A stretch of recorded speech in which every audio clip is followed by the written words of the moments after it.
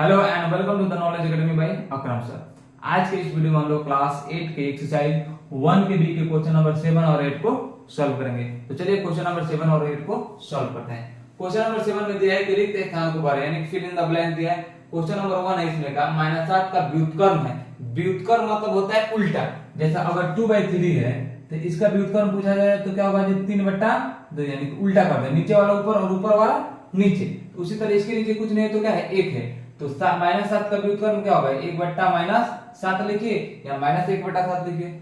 दूसरा क्वेश्चन है कि परिमेय संख्याएं गुणन के अंतर्गत है। अंतर्गत क्या होता है, संवृत होता है। क्या होता है जी, संवृत होता है। यानी कि जब भी दो परिमेय संख्याओं को एक दूसरे से मल्टीपल किया जाता है, गुणा किया जाता है या फिर भाग दिया जाता है तो क्या होता है जी, संवृत होता है। चलिए क्वेश्चन नंबर 3 है, शून्य का गुणात्मक प्रतिलोम क्या है जी, शून्य का कभी भी गुणात्मक प्रतिलोम नहीं है। शून्य का गुणात्मक प्रतिलोम नहीं है। चलिए एक शून्येतर परिमेय संख्या का व्युत्क्रम एक संख्या है, यानी कि कोई भी परिमेय संख्या, शून्येतर कोई भी परिमेय संख्या है उसका व्युत्क्रम निकालेंगे। यानी कि जैसे 3/2 है परिमेय संख्या, इसका व्युत्क्रम निकालेंगे तो 2/3 है ना जी। तो जब परिमेय संख्या का व्युत्क्रम निकालते हैं तो हमेशा उसका व्युत्क्रम में क्या होता है जी, परिमेय संख्या ही होता है। तो यहाँ पे क्या होगा जी, परिमेय, क्या होगा जी, परिमेय संख्या होता है। यानी कोई भी परिमेय संख्या है उसका व्युत्क्रम निकालेंगे तो अभी क्या होगा जी, परिमेय संख्या ही होगा।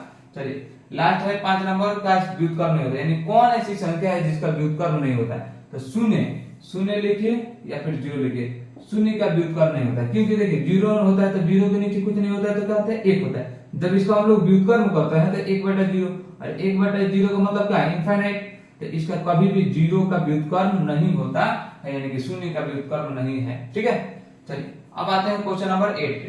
क्वेश्चन नंबर 8 में दिया है दो परिमेय संख्याओं का गुणनफल इतना है, यदि उनमें से एक संख्या इतना है तो दूसरी संख्या ज्ञात कीजिए। तो सबसे पहले मतलब बोल रहा है कि कोई ऐसी संख्या है जिसको गुणा करते हैं, दो संख्या गुणा करते हैं तो क्या आता है जी, -1/2 आता है। उसमें से एक संख्या मान लीजिए 11/14 दे दिया या -14 दे दिया, तो हमको दूसरी संख्या हमको निकालना है। तो दूसरी संख्या को क्या मान लेंगे, x मान लेंगे। यहाँ पे जब सॉल्व करेंगे क्वेश्चन नंबर 8 को तो लिखेंगे माना कि दूसरी संख्या बराबर x, और प्रश्न से, कैसे जी, प्रश्न से क्वेश्चन में क्या दिया है, यहाँ पे नहीं ऊपर से होता है, प्रश्न से क्वेश्चन में क्या दिया है जी, कि दो संख्या को, यानी कि पहली संख्या हमको यहाँ पे दिया है, यहाँ पे देखिए प्रश्न से लिखने से पहले लिखिए, पहले दिया क्या है जी, पहली संख्या हमको दिया है, पहली संख्या ऑलरेडी हमको दे दिया है। कितना दिया है जी, 11/-14। जब इसको सॉल्व करेंगे तो पहली संख्या प्रश्न से दिया है, पहली संख्या, और यहाँ पे देखिए क्या दिया है, गुणनफल, यानी कि पहली संख्या गुणे दूसरी संख्या बराबर कितना आ रहा है जी, -1/2। यानी कि पहली संख्या और दूसरी संख्या को जब गुणा करते हैं, गुणनफल करते हैं तो -1/2 आता है।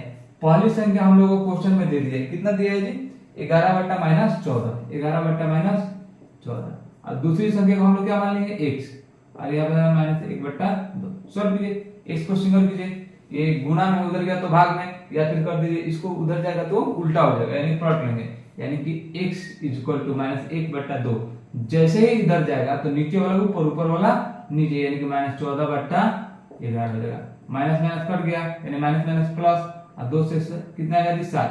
इसलिए x बराबर क्या हो जाएगी, 7/11। यानी कि 7/11 को 11/-14 से गुणा करेंगे तो कितना आएगा जी, -1/2 आपका आंसर आएगा। यानी कि इसलिए लिखेंगे, इसलिए दूसरी संख्या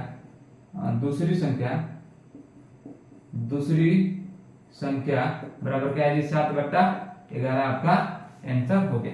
अगर मान लीजिए जांच करने के हमारा सही है कि नहीं तो कर लीजिए, 11/-14, अब दूसरी संख्या क्या है जी, 7/11, 11 से 11 कट गया, 7 दूना 14, यानी क्या है जी, -1/2 आ गया, आंसर आ रहा है। यानी कि हमारा आंसर बिल्कुल सही है। इस तरह से आपका क्वेश्चन नंबर 7 और 8 सॉल्व हो गया। चलिए हम लोग छोटा सा ब्रेक लेते हैं और मिलते हैं आपसे अगले वीडियो में। जब तक ले take care, bye bye, have a nice day.